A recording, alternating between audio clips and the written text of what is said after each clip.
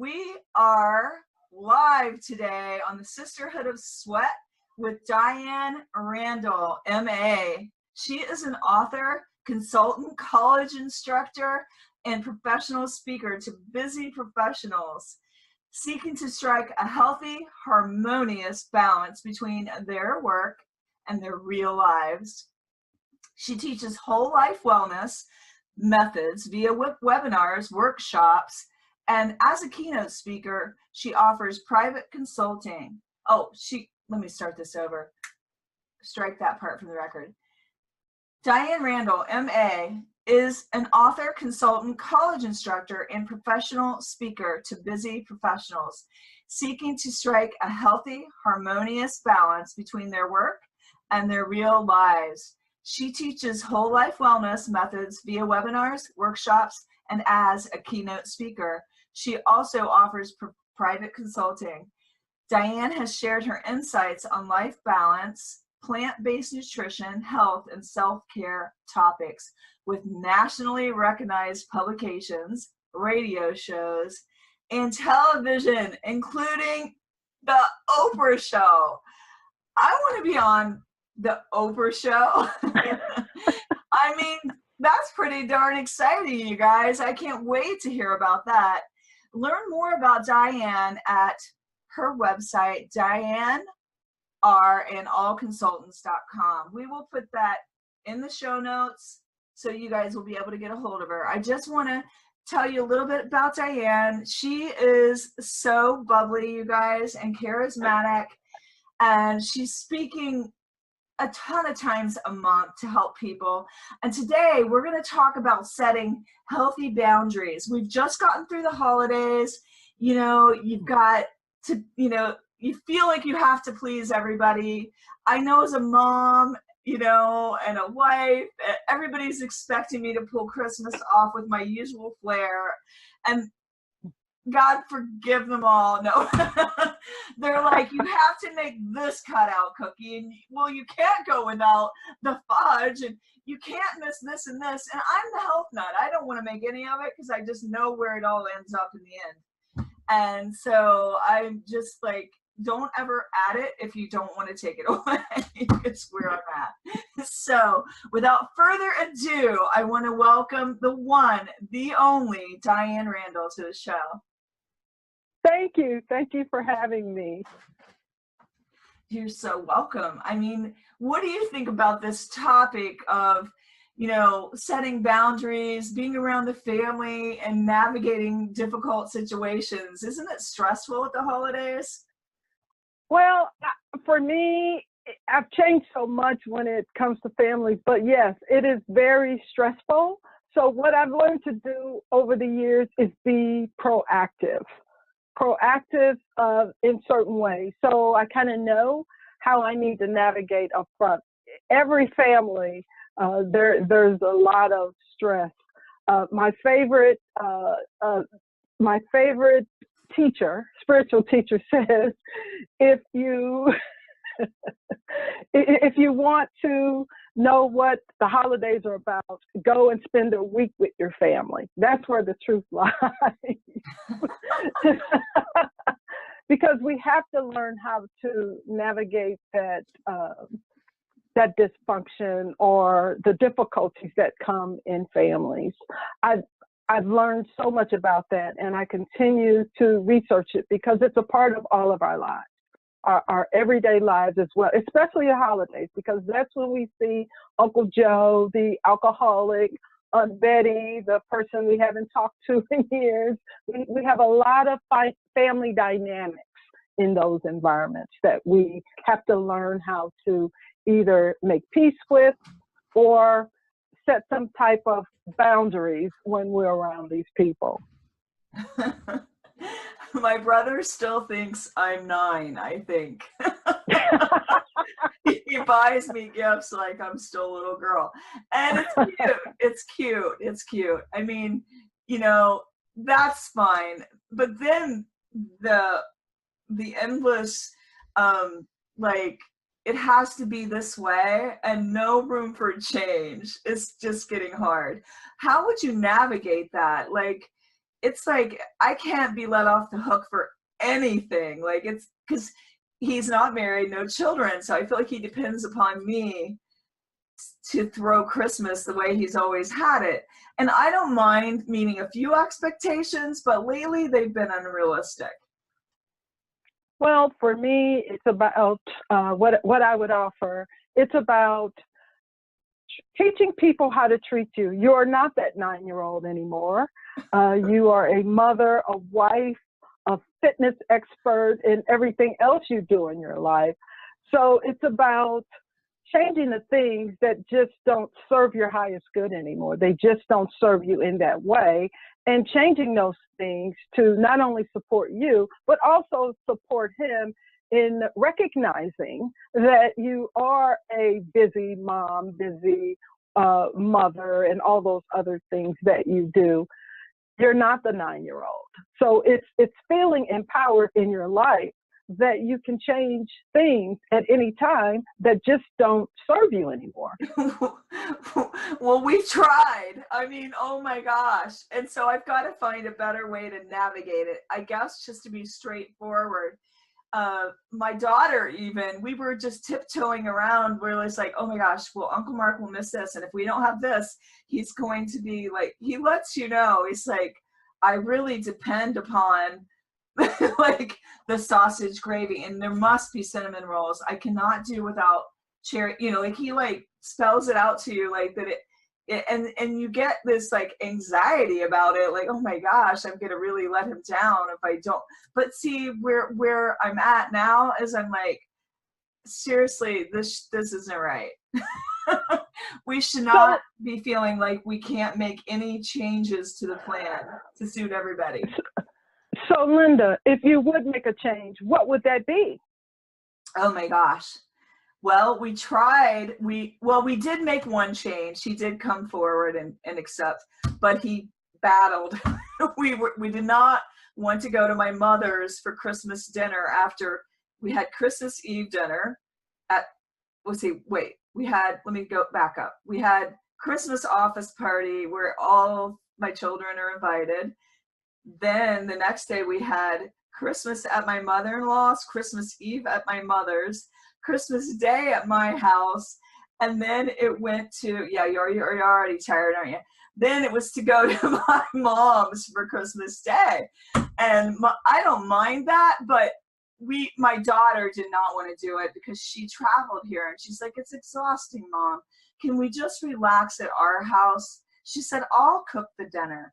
And so I called my mother and I said, Mom, you're off the hook. You do not need to cook Christmas dinner. My brother had a fit. But when he realized that my mom was relieved, he said, okay, we'll come to your house. But it was just, oh my gosh. I mean, it was stressful. It was stressful. So I guess we need to work on that area of setting better boundaries that support, like what you said, that support my family, my daughter, myself, the majority of us.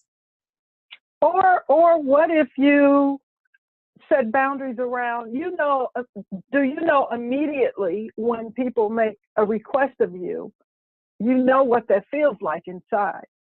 So my question to you is, do you disregard that feeling and do what you're used to doing anyway? I think I people please a lot. I do. I do. I totally need help in this area. So I'm so happy to have you on the podcast. So if you were honest about how you truly felt about it, what would you say? Well, I think I didn't care because I just go wherever. So it wasn't a big deal to me. I think it was more that my daughter didn't want to do it, and they made me the go-between in the middle. Okay. And that was where the stress was. And so finally I said to her, she was talking to me and I'm like, I actually am eating lunch with my friend. Why don't you call my brother? Why don't you call Uncle Mark, call him up, and you two work it out. And then that took the burden off of me, and it worked out. Like, I was happy. Worked out. What? It worked out fine.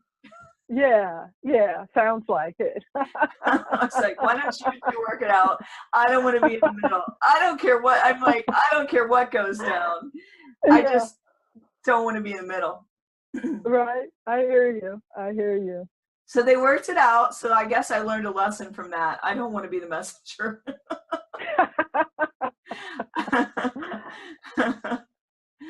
Oh my gosh. Oh my gosh. But basically, I don't think I'm alone in this. I see women all of the time just having that trouble. I will say I can say no, but I think I'm definitely guilty of wanting everyone to be happy, and that makes me happy. I know you Okay. can't please everybody though. Right. And many of us, and it starts when we are children, many of us don't learn about boundaries until we're adults, until we're in different environments where people are demanding and making requests of us. And some of us, we don't recognize it until we get upset about it. Okay? Everything's okay until we get upset where people are stepping into our boundaries and asking us to do things. And even if we're saying yes to everything, there's a point where you reach a threshold or you get this queasy feeling or some type of manifestation from inside your body that says, I really don't want to do this. And, deep in your gut, for whatever reason, you don't want to do it. Maybe you've taken on enough. Your plate is so full that you can't take on one more thing, but then you say yes to that thing, that other request. So now you're experiencing some type of feeling in general. So it's about understanding what those feelings are about. I can hear you. And I know when mine came, like, I think it was just being in the middle of all that, because for me, I wasn't really stressed this Christmas. I had plenty of rest. I had a hamstring reattachment, so I was unable to overdo things. I had a surgery, so I was pretty much rested up. Like, so for me, it was more the stress of everybody else coming on my shoulders, because they expect me to be the go-between. So I think I had genuinely really understood Christmas with the Cranks for the very first time. I was like skipping Christmas. I'm like, yes, bye. Oh yeah, let's go. I skip all of this and go lay on the beach with a margarita, and I don't even drink. Oh, that sounds nice. That sounds like an exciting holiday. Yeah, and my husband could not relate to that, but I was like, well, you can stay here. Oh my gosh. But just getting on to, just a little bit more about, beyond that, you have friends, you have people at work that maybe ask you to take on more responsibility. You have maybe somebody's bullying you. How do you set boundaries around that? What are some suggestions to help people navigate difficult situations, where they could literally set that boundary up front and eliminate trouble later? Well, and you set them up front, but a lot of times they happen in the moment, but it's really good to be proactive about setting boundaries, especially whether you're at home or in the workplace. For example, if your boss gives you something to do and you only have 2 hours of work left and it's 4 hours of work, you can say, I can have this done by tomorrow morning at a certain time. It's setting that boundary that it's not going to get done tonight. You have 2 hours. I mean, some people may just stay off, until they finish that report, but it's communicating clear and firm boundaries that I'll have this done by tomorrow at 10 o'clock, for example. I'll have it in your office, versus, okay, you gave this to me and I'm just going to sit here for the next 5 or 6 hours until I'm done, as an example. And with family, we know right away when people have asked us for too much. sometimes I use this term over ask, but it's really knowing inside. We know immediately when someone's asked something of us and we just don't want to do it on the inside. It's, you know, you feel it on the inside initially, but it's how do you feel that and experience that and let that boundary come forward about this particular scenario. So if someone's asking you to go pick up something from the mall, maybe your husband, your child, can you stop at the mall, and it's not something you really want to do, it's being honest about that. You know, honey, I'm tired. I can do it tomorrow. You know, I've worked all day. You know, it's being kind about it as well, not waiting, because this is what happens when you don't set boundaries. You get angry, and then just you get angry, and you resent. You let it pile up on you. So one day they'll ask you something they've been asking you all along, and you said yes, and you turn into a crazy woman, you know? And they're like, what just happened? It's because oh my gosh, you're making me laugh. Said I would you be just like, said well, yes, I could make those cinnamon rolls if you could pick up your plate and put it in the sink. That's what I wanted. So being proactive would be those times when you just don't feel like it. Just even if you just don't feel like it, it's communicating that honestly. Either saying, you know what, I'm tired today. I'll you know, maybe you negotiate to do it the next day, or you just say, I don't feel like it, you know, but it's practice. It's a lot of practice. Oh, and I can It's a lot of practice. I totally hear what you're saying. My daughter did really well when she wrote the letter. She spelled out her feelings in a nice way, but she also kind of set it up for future that, you know, it may not always be this way. There's going to have to be some changes, and, you know, we'll navigate it this way this time, but just so you know what to expect, because it was his expectations of Christmas. So she's setting up his expectations. Set a boundary. Set that boundary, that clear, firm boundary. Yeah, that makes sense. And guess what? It was okay. Everybody. Yeah, they worked it out. Everybody had a great Christmas. And, right. Yeah. So I love the whole idea of setting the boundaries right up front, being clear. Now, sometimes people pleasers, we're afraid because we don't want to disappoint anybody. I think these are the I can speak on this end. We don't want to disappoint anybody. We don't want to upset. We don't want to make people angry. We want to make people happy, because why? We're people pleasers. So, but then the other aspect, I can see what you're saying. If you set the expectations, then people aren't going to be disappointed because you let them know right up front. But what if they are? Okay, then what do you do about that? Because that's where I'm at. What if they are? And I would ask, so good. I would ask you, what is it costing you to continue to people please? Sometimes that pain of being a people pleaser, okay, is more profound than any request that's being asked of you. It becomes that. So it's asking You're not yourself taking care of your own self, which is our next topic. Right. So that's right. You're not. You are giving yourself away, is what I call it. And I love this quote. It's like when you don't take care of yourself, you make people a thief. They're stealing from you, and they don't even know it. Gosh, they don't even know it. So good. They don't even know it. Okay. They're stealing your joy. They're stealing your. They're stealing you're giving it your to peace. Them. Yeah, but they don't know. I said you make them a thief because you're not being honest and you're not sharing what's really going on here. Right. I mean, it's okay to change your mind, even though people that love us for who we are and the way we are.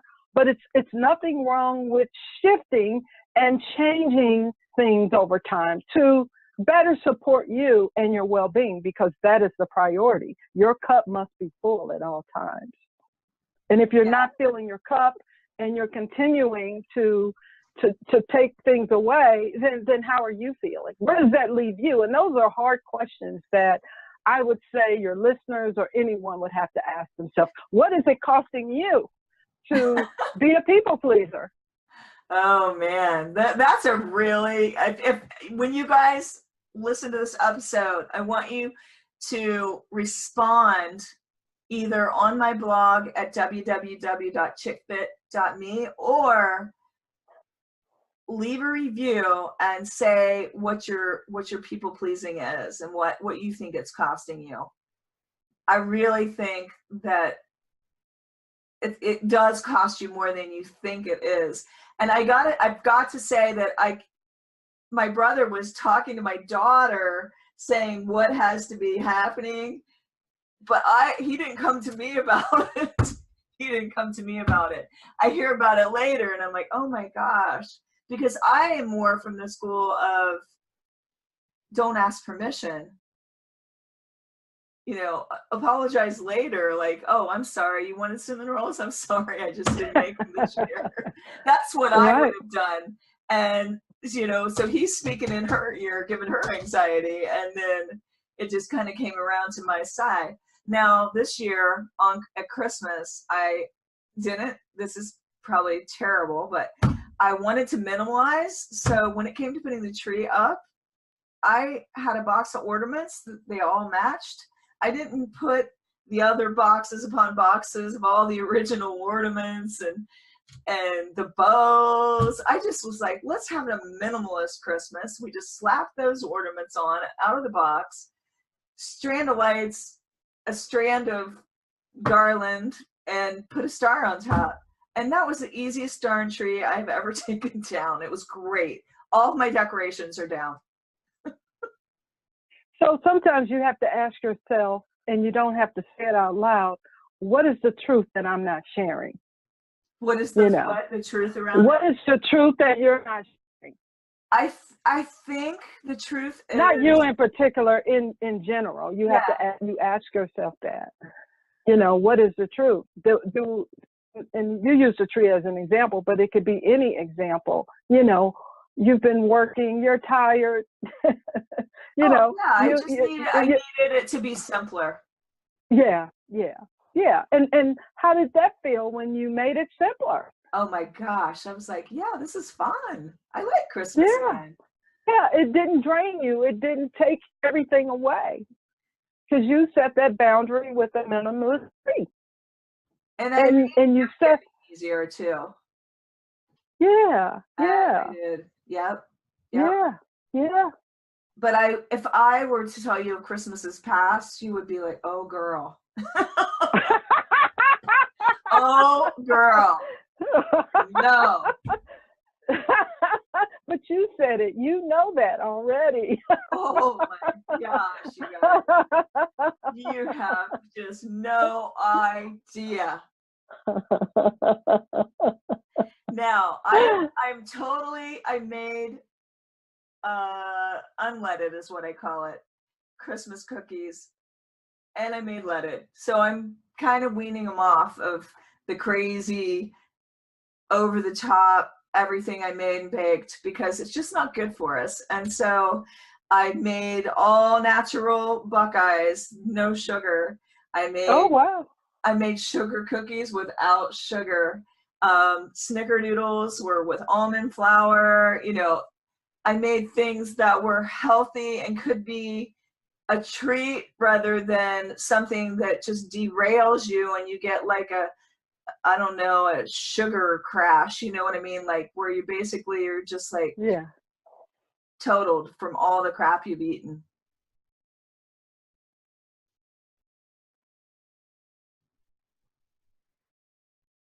Are you still there? I'm here. Can you see me? Okay. This sound froze. Your face froze. Everything was Oh my goodness. Yeah. So no sugar rush on our end. And we actually had really healthy food. I didn't really ever have to cook. I only baked. So I think I have succeeded. partially in making my Christmas simpler. Awesome. Yeah, yeah.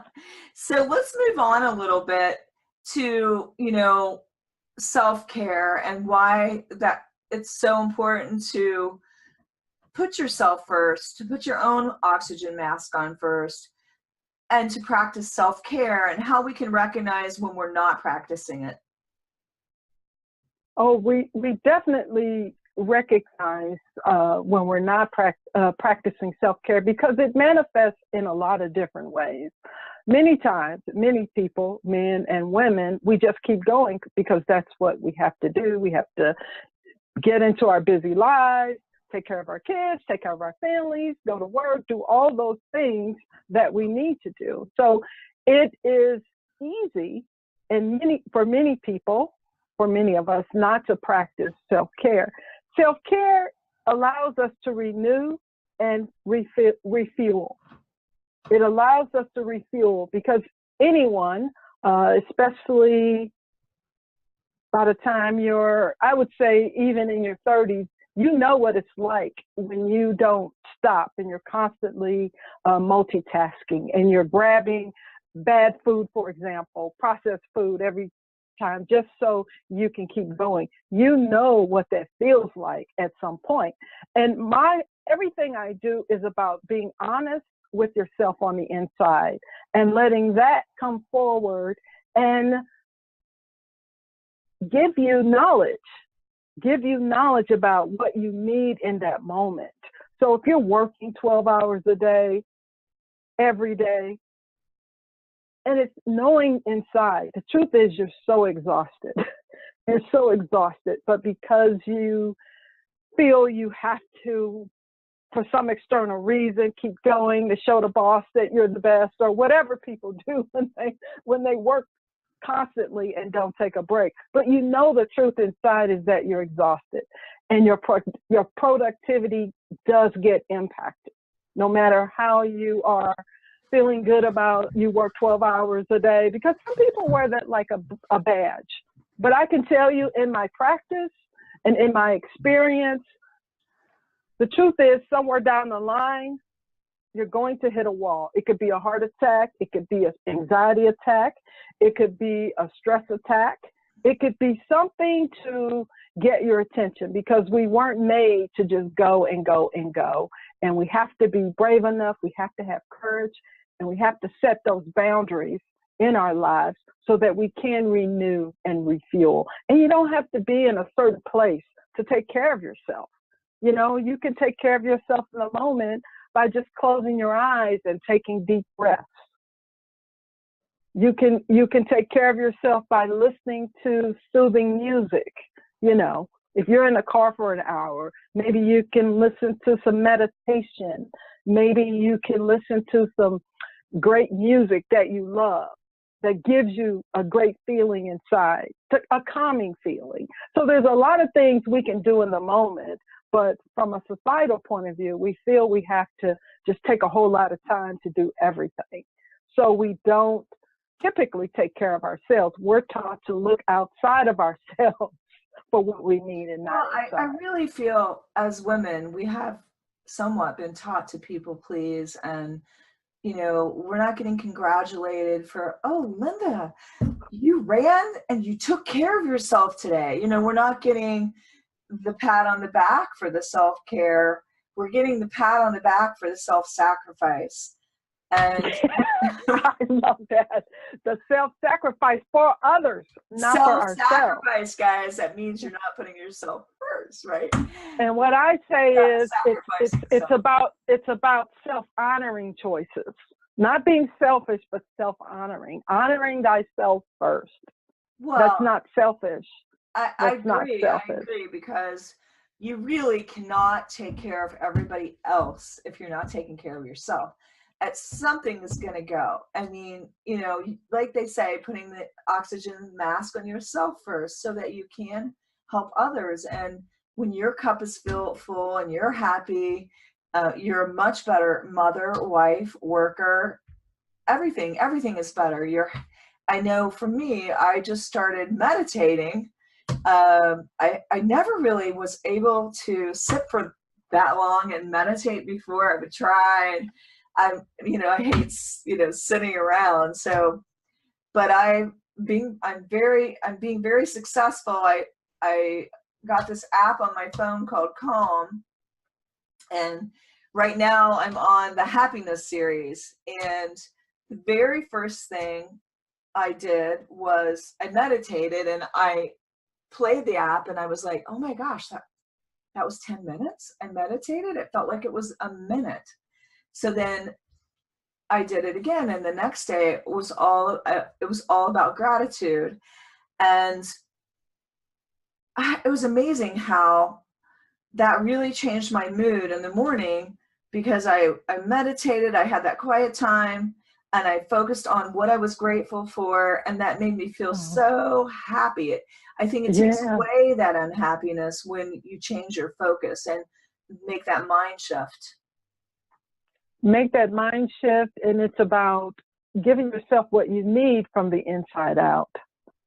I mean, and for a lot of us, it's in the moment. It's in the moment. You may need to just sit down and take a breath, just 5 breaths.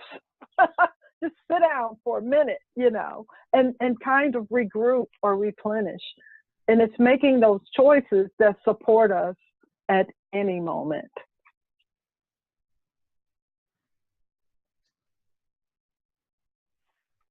Yeah, truly. And I have to laugh when you say how when we are setting these boundaries in our life, you don't explode later, because you've set the boundary up front, right? And so if you're getting overloaded, it might come out in strange ways, because and it might not even be the person you're mad at. It could be, your husband. You're just full. You've had it. That was just the next person that asked you for something. Yeah. And this is what I teach in my workshops. I teach setting healthy boundaries often, because I think it's something that a lot of people are interested in. We don't learn. We have academic classes, but nobody teaches us how to live our lives outside of growing up our family and, leaving the nest at some point. Setting boundaries, a lot, like I said earlier, we don't typically learn those until we grow up. And it's a very uncomfortable thing when people step into what makes us uncomfortable, and how much we really are giving up of ourselves just to satisfy or support someone else. And I'm saying, in a kind, loving way, it's learning, what do you need, what serves you, and knowing what doesn't serve you, and having the courage, because it takes courage. It does. It takes courage. It absolutely to say, does. It takes courage to say, that you don't want to do something, or that you can't do it in that moment. But if you frame it in a kind, loving way, and set those real expectations for people, then it's not an affront for you inside, even though you're not saying anything about it, All right. You don't have to get upset. I'm making a decision right now. You have helped me come to this. I am not making anything with sugar next year. And I'm going to let people know this year, because it's against what I believe in. I feel like I'm poisoning them with all this sugar. And I'm just going to be like, sorry, if you want those, you're going to have to make them yourself. No sugar. Okay, so you set a boundary. You set a boundary. I've been and I'd love to know. Forever.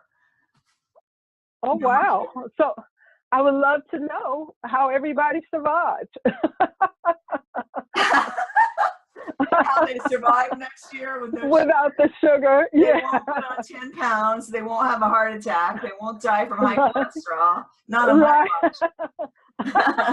There you go. You're setting your own boundary, not only serving yourself, but that's a kind way to serve others. You know? Right. It's a kind way to serve others. I'll make healthy treats. And if they want the sugar treats, they got to make them themselves. There you go. I mean, I am totally plant-based. And for example, I don't eat meat, and I don't allow it in my home. And I'm okay with that. I didn't ask anybody how they felt about it because it goes against my own personal beliefs in Okay, terms so of there you go. what I 'Cause I want. feel like I'm Yep. going against my personal beliefs, and I keep and wanting this, to yeah. change it. And then what did I do? I asked permission. That was a mistake. I should have been like, this is my decision. But it's acknowledging, it's coming to the point where you are ready and you recognize that, for example, making the sugar cookie no longer serves you who you are on the inside as someone who's a health expert, a fitness expert. Like, why am I making this? I would roll over in my grave if I was if my clients were eating these. Why am I making this for my family? But bottom line, it's checking in with yourself and doing things that are self-honoring for your morals, your values, for who you are. And it's practice, though. I have to say, it makes no sense to me either, because when I sit and I watch everybody work so hard to eat right, get the pounds off, and then Christmas comes and they're just eating all this, and it's just like self-sabotage in my mind. I'm just like, no, maybe a treat, but not like, all this. Yeah. That's exciting. So setting boundaries covers a lot of territory. It really forces us to dig inside and to be real honest about what is it we need, we want, who are we, how can we show up for our families, what do we need from all the others that need from us? I mean, are these real needs, or are these things that you've just been doing your whole life? Are these things that you can change, things that just no longer serve you? And it's exploring those things, just looking at all the things that you do, that you say yes to, just exploring that. And wouldn't that be also a lot of times when people are people pleasing, they have a fear of letting others down. They may have a fear of making them mad. It's a lot of, I think it's fear-based. It's fear-based and it's guilt-based. In my workshop, I teach setting boundaries for busy professionals who are ready to let go of the fear and guilt when setting boundaries, because there is a lot of fear behind it. But it's learning to know who you are inside and what you need and what you want, and letting that manifest to the outside. Not saying you're not doing anything else for anyone, but it's doing it in a way that also supports you, so that you don't have all that self-talk going on inside about how you're so sick of this, but you're doing it anyway because people are happy. Well, a lot of times you're taking on responsibilities that aren't yours to take on. You are taking on responsibilities that aren't yours, but it's knowing that no longer serves you. In this moment, it no longer serves you, and it's practicing other ways to share with family, with friends, that this is something I no longer want to do.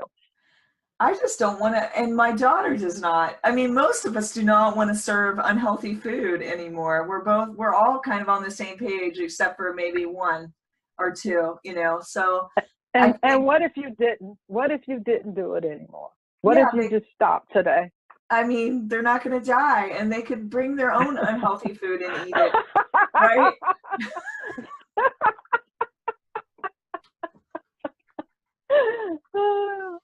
Like I said, I don't eat meat, and I don't want to be around it. And so I have a boundary that when you come to my home, we all live in, lots of people eat meat, so I don't want to take everybody out of my life that eats meat, but I have a tight boundary around that. I don't want to support it. I don't want to smell it. I don't want it in my home. And guess what? Everybody respects that. And those that can't, they probably don't come over, but it's not that serious. That people respect what you protect is your boundary. Whatever boundary you have, I guarantee you people will respect it. But if you have no boundaries, people just do what they want. They just walk all over you. Well, that is possible. And then you're mad at them. How many times have you gotten mad at someone because they did this to me and how dare they? You know, a lot of times, many times, it's because there were no boundaries around this particular thing. You teach people how to treat you. You really, really do. You have to own you have to. Because if you're navigating through life with no ownership, oh, there's plenty of people to step up and help you determine what you need to do, you know? And a lot of times, especially as women, how many women have you heard that just gets lost in their lives because they're serving so many people, they don't even know who they are or where they are in that picture. Oh my gosh. They don't know where they are. Oh my gosh. I have people come in my studio and I'm talking about dreams and visions and things I want to you're like, what dream, what vision? And they're saying to me, I don't have any dreams. Well, sometimes they'll tell me I don't have any dreams. I don't have any goals. I don't even know what I want.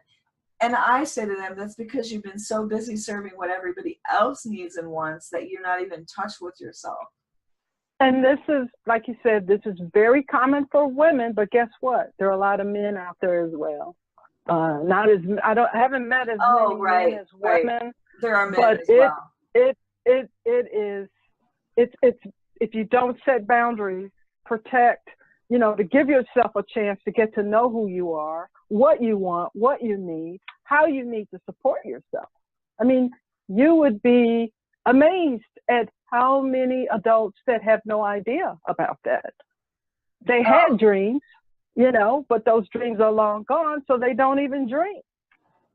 Now, I do set boundaries. I do. And I think I people please a lot, but I think I set way more boundaries than many of the women that I know. And so that's why I think that this topic is super important, because I just want everyone out there to realize that it's okay to protect your time, to support yourself, and to, you know, enable others to do some of the things they're expecting. Yes. And that's part of setting a boundary, is knowing that you can delegate, knowing that if you have young children, that if they're at a certain age, why not teach them to pick up their own things off the floor? That 30 minutes to an hour you're cleaning their room, you could have done something for yourself. So, I just thought of something. I'm going to teach my brother how to make the fudge. He says no one can make it like me. There you go. There you go. And he can make it himself.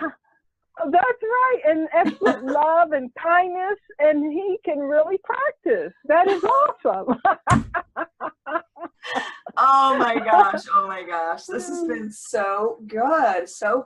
I really have enjoyed this conversation. Where can people reach you on social media, and what is the book again that you have out? I want people to get a copy. My book is called Jumpstart Your Life, Find Your Motivation and Change Your Life One Step at a Time. And it's sold on Amazon, Barnes & Noble, independent bookstores, all the online retailers. So it's very easy to find. My website is DianeRandallConsult.com. And I'm actually having an online workshop on February 16th on how to set healthy boundaries. Oh my gosh. How to let go of the guilt and the fear. This was just a taste. Yes, this was just a taste. But it's about being brave and having courage, really turning in, and it's about self-love. It's about self-love as well, and making those self-honoring choices and being honest about what no longer serves you. What do you no longer want to do? What is no longer supporting you in your life, and you're just doing it. You haven't even thought about it. I really love the whole aspect you brought out about self-love is not self-sacrifice. It's self-honoring. To have self-love. It's self-honoring. Yeah, I love that. Self-honoring. I love that. What are 3 simple tips you could leave everybody today around boundaries? Well, the first thing I would say is a lot of us have a sense of what we don't want to do anymore. So it's really checking inside and thinking about those things that no longer serve you, and it doesn't matter what the reason is why it doesn't serve you.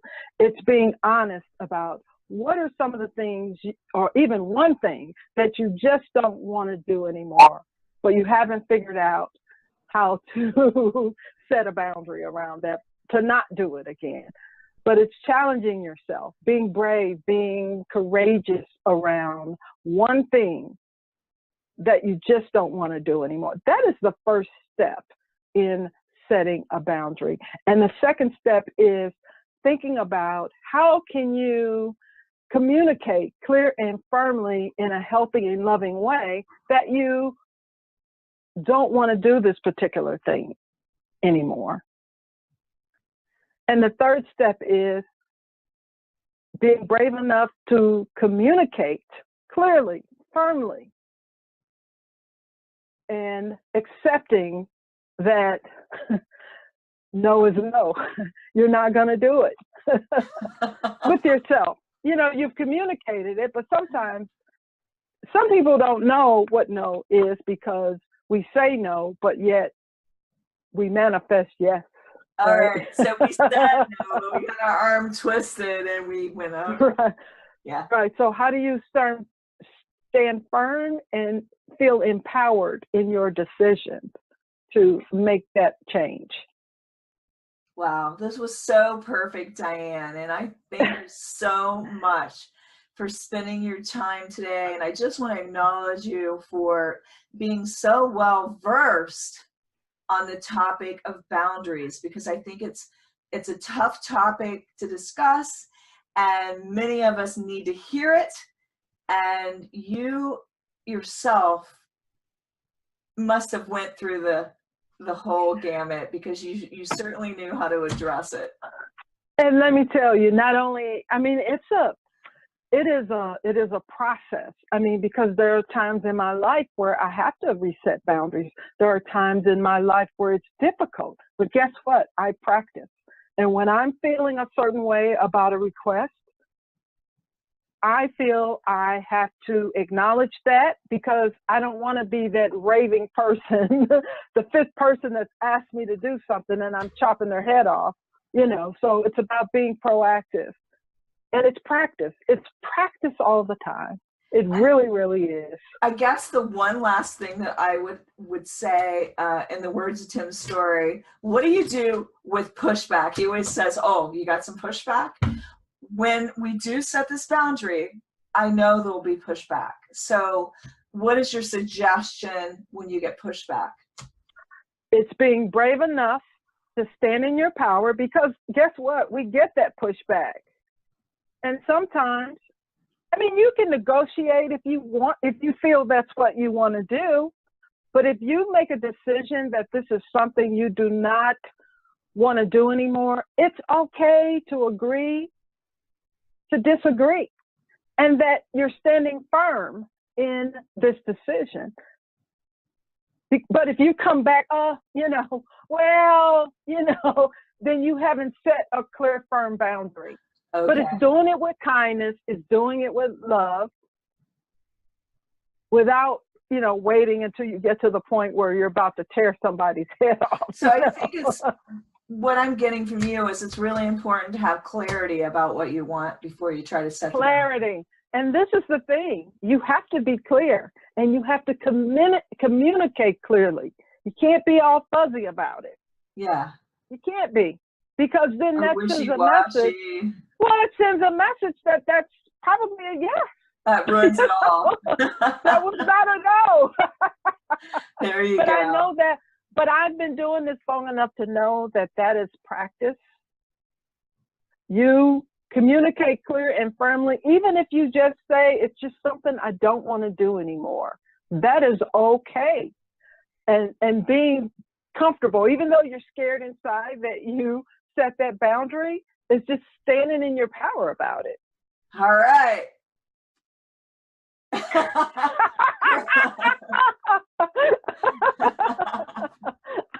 Let's go, guys. 2019. Boundary setters. Yay. All right. This is all right. And I thank you guys for listening. Make sure to review this so that Diane gets a lot of traction, because I think this is a great topic. And thanks again, Diane, for coming on the system. Thank you, Linda. Thank you so much for having me.